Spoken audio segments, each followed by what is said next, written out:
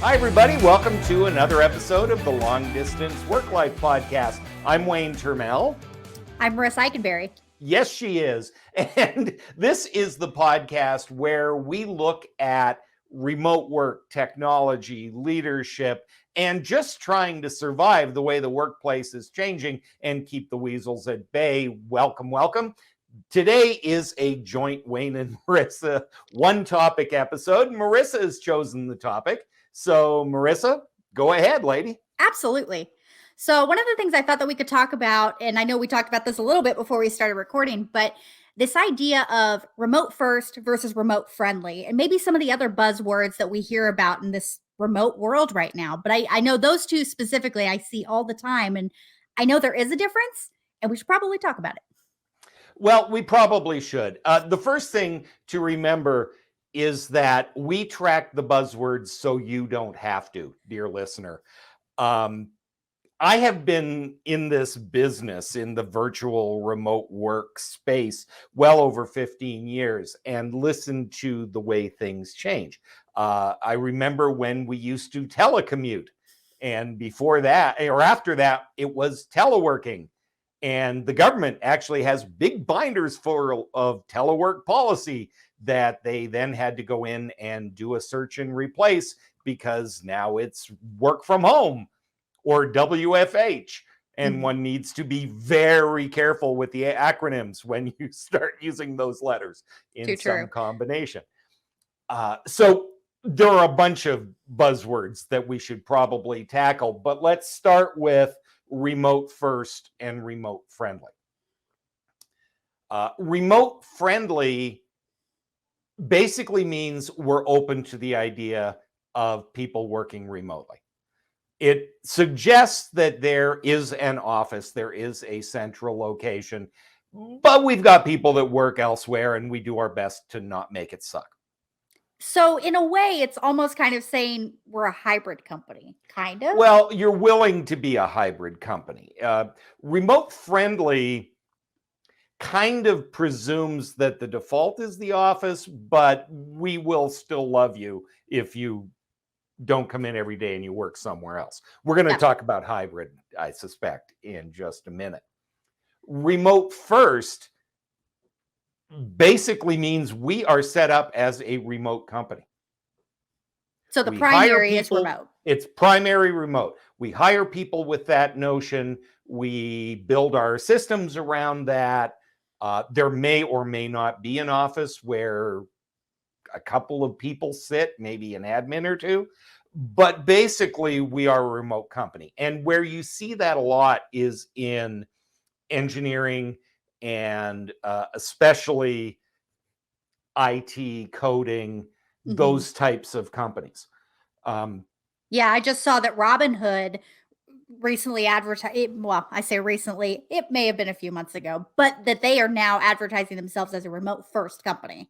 And it's interesting because, and just for the record, for Canadians, we are talking about the banking app, not about the flour company. Robinhood flour being very near and dear to my heart. Nice. That's a really good example because there are certain industries. I'm trying to remember, I think it was Bloomberg just did a report on which industries are more likely to have remote work. And if you look at financial services and IT services, it's well over 75% of the jobs associated with those tasks could be done remotely. Gotcha. Which is interesting because IT companies have embraced it and financial services companies have kind of freaked out and rebelled, even though they have the largest percentage of jobs that theoretically could be done remotely. I mean, as we've said before, if your job is fight traffic, get to the office, hang your coat over the chair, sit at your computer, get up at the end of the day, pick up your coat and get back in the car, there's a pretty good chance you could do that remotely at least part of the time. But that's the difference between remote friendly and remote first. Remote first recruits, sets up systems, processes. They assume that everybody's going to be remote. I mean, if you want to come into the office and say hi to people, that's great. but that's not the way that they are built. So I guess an add-on question, and I know that companies like Buffer are like this. What's the buzzword now for a company who's entirely remote, or is there a buzzword for it yet? They basically have embraced remote first. Okay. Because I know that companies like Buffer, I think WordPress might be also, and have been since way Sure. before pandemic even happened, but they were remote only. There is no office to go to. Everybody's remote. Yeah, absolutely. And so they've embraced this week. The word is remote first. Gotcha. I know I've If you seen it look a lot at more our lately. good friend Chris Dyer, Mhm. who has been on VLC and will probably be on this show eventually. For those that don't know, VLC is our conference, Virtual LeaderCon, which we do once a year, and we'll do again in September of this year, 2022. And Chris has built several virtual companies, and they used to be virtual companies. That was the buzzword, right? Right. And all of a sudden, he started using with his company, and I can't remember the name of it right now, or I would say it. We'll make sure it's in the show notes. Yeah, make sure it's in the show notes. Thank you. All of a sudden, he was we are a remote first company. So that's the buzzword du jour. Okay. So it's encompassing both processes, essentially. Yeah, but it's a different mindset. Absolutely. It's a different mindset. It's, as we choose these buzzwords, right? Telecommute presumed that you were kind of somewhere else, but you were coming into the office, that there was a central hub. Okay. And that's where the buzzwords can get a little muddled. And the most muddled word at the moment is hybrid. Okay. That makes sense. Hybrid is getting, it's kind of like the Princess Bride. You use that word a lot, but I don't think it means what you think it means.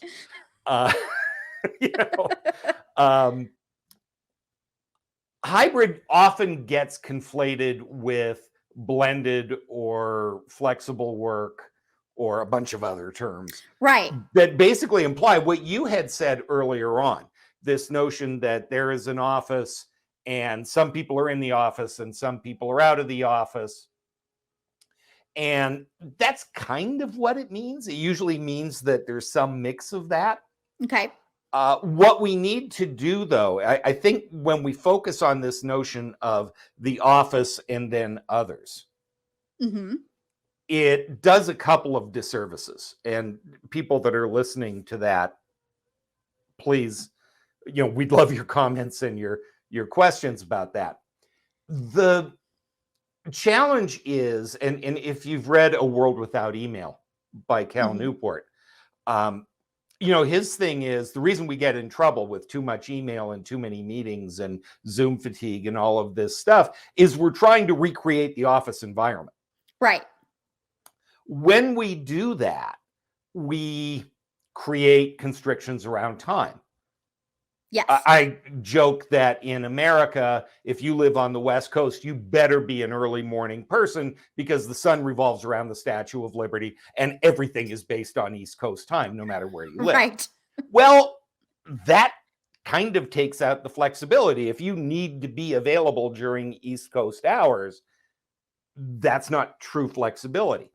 If you default to the home office in your systems, yes, you can work anywhere you want, but as so many organizations used to say quietly, and now places like Morgan Stanley are saying the quiet parts out loud. Right. If you can't be bothered coming into the office, we will continue to hire you and you can do good work, but don't expect to be promoted and don't expect to be on the fast track. And which is so unfortunate now that we're getting more and more data all the time about productivity is going up. And some of these people who are working from home, and I realize it's not everybody, but some people who are working from home are thriving and doing so much more work, so much more engagement than they ever did when they were in the office.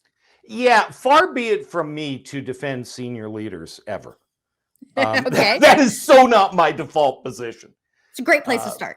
I am at heart a bomb-throwing radical who's just found himself with a job title.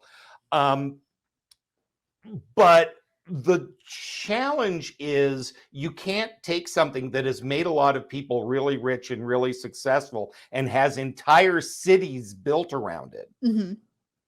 and say, oh, we don't need that anymore, and expect everybody to be cool with it. Right.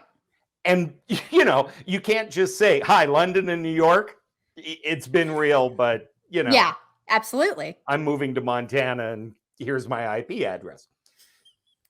You can't really do that.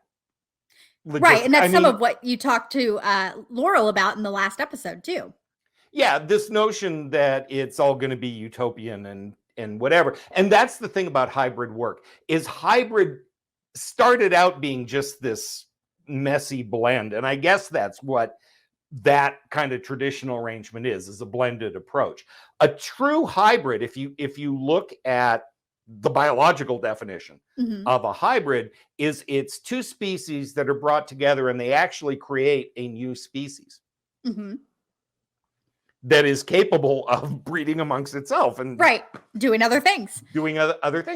And so that's the holy grail now for companies that want to have a physical presence and want to be remote friendly. Right. They're not going to be remote first as long as they're building buildings and investing in infrastructure, physical infrastructure. Right. But there's this new thing that we have to find ways to, for example, right now we have an over-reliance on synchronous communication. The reason that I have to be functional at 7 a.m. is because people insist on being at line at 7 a.m. And if I'm not there, I'm losing out. Are there ways to collaborate and meet and share information asynchronously so that the amount of time we actually have to spend connected, talking, holding meetings, doing that kind of thing, it's a different form of workflow. Right. It's a different expectation on how people should work. Absolutely. And it's a brand new thing. And like all hybrids, it hasn't existed before. We've made do, and some people have said we're going to be remote friendly, and others have said, well, we're going to do this blended thing, and we're going to. And what happens when you blend like that is the default goes to the office. Almost always the default goes to the office. The systems, the times that you meet, where the meetings happen, who gets a promotion, where you hold the meetings, when you do get together, where is it? Yeah, the birthday celebrations. There's cake in the break room. It's a long drive to the break room, so you either don't get cake or you don't get to eat cake with everybody else. And then, by the way, the weasels in the office get cake on their birthday and I don't. And so they like, mom likes them better than they like me. Absolutely. Almost breeds a feeling of resentment too. Well, it can. And we actually should do a conversation about that dynamic, right? When you don't actually create something new, what does that? Because there's a whole show and conversation about those potential landmines. But that, when we talk about hybrid, we're still trying to define it. When we eventually define it, it will become a buzzword and then be out of fashion in about a week, and we'll have to find something new because that's the way human beings as with operate. Everything. So given this, hybrid, remote first and all that, and I know that we've talked a little bit about when companies maybe should use certain options, but I guess if companies have not necessarily said which option that they should use yet, what should they be thinking about as they're trying to create their remote friendly, remote first, hybrid, blended, whatever, as they're trying to think through those processes and figuring out, okay, this is the word we're using? Come back to me in a year when the long distance team comes out and we can we can have this conversation, because Kevin and I just finished that book. Love it. Nice plug. What should they think about? I think it always starts with what do we do? What is the job that we do, right? What are our outputs? What are the tasks that create those outputs, what are the roles that are necessary to do the tasks that create those outputs. And then once you, and I would suggest visually mapping that. And then once you've mapped it, you start looking at, is that a place that needs people co-located or at least synchronous at some time? Okay, that makes sense. And this is not to, you mentioned the conversation with Laurel, and we're going to have a link in the show notes to that previous show, because I am less rosy about a lot of this, and I am less focused on remote first. Remote first is great if you have the kind of company that can do that. Okay. If you have chosen to have a company that can do that. Right. There is something to be said about being a small group of people co-located, working together in physical proximity. It is not like that is evil and must be destroyed. Absolutely. But it's a choice. Yes. Just like anything else. It limits who you recruit. It puts constraints on what you spend money on because you need a location. It needs to be a conscious decision, and it's not always a wrong one. Right. But that's the thing. What is the, it always starts with what is the work? Form follows function. What's the work that needs to be done? Who needs to do it? Then you get to what do those people do and where do they need to be when they do it? Gotcha. And that is about all the time we have for what could easily be a 3-beverage conversation. Before we end, though, I do want to ask you, so you mentioned that you're not as rosy about remote first, which I'll admit surprises me, given, you know, the blog posts that you've done, the books that you've written already, and we'll have links to those in the show notes as well. But why are you not remote first? Are you more remote friendly then? I am very remote friendly. That is my default position. And I have benefited from absolutely. We both have. Right? And the fact that Kevin works in Indianapolis, you work in the office with him at least part of the time. Yes. You have a very flexible working arrangement there. And when I was in Chicago, the dynamic was different. I could pop in the car and in 3 hours be in Indianapolis. Very true. Right? I can no longer do that. Without hopping on a plane, yeah. Between COVID and the laws of physics, I have not been in Remarkable House in quite some time. Right. I just think, here's why I'm not rosy, and it's the reason I'm not rosy about most things, and it's the reason that I am a grumpy old man. Is there has never been any system, product, or tool invented by humans that they have not managed to make suck. So engineers out there, challenge for you. It's just that everything can be used for good or used for evil, and it can be thoughtfully applied and maximized, or you cannot think about it very hard and take the easy way out and get less than optimal results. And that's just the way human beings operate. That makes sense. And I know that you've had some conversations about similar stuff, not only with me, I think also with Pilar recently too, about this idea that we're implementing these technologies without really having any idea of how to implement them. And so it's backfiring. Well, and time is flying away. And this is another conversation that we should definitely have. Absolutely. And we are actually going to have with some of the people who make the technology. We've done it with Ho-Yin Chun at Remo and some others. So we will continue to do that, which brings us to, we really, really, really need to wrap this up. Thank you for listening to the Long Distance Work Life podcast. Please, if you've enjoyed this, like and subscribe, and most importantly, tell your friends. We will have show notes as well as, and this is important, a place for you to ask your questions. Marisa is coming up with killer questions, and I'm digging these conversations, but we want to know what you want to know. Yeah, I'm not the only one out there that has questions. I know that for sure. So on our show notes page is a place to get questions in queue. Please take advantage of that. You can reach Marisa and I at the Kevin Eikenberry group. Wayne at kevineikenberry.com, Marisa at kevineikenberry.com. That's it. Thank you for listening to the Work Life Podcast. We really, really, really need to go. Marisa, thanks as always. Thank you for answering my question today, Wayne.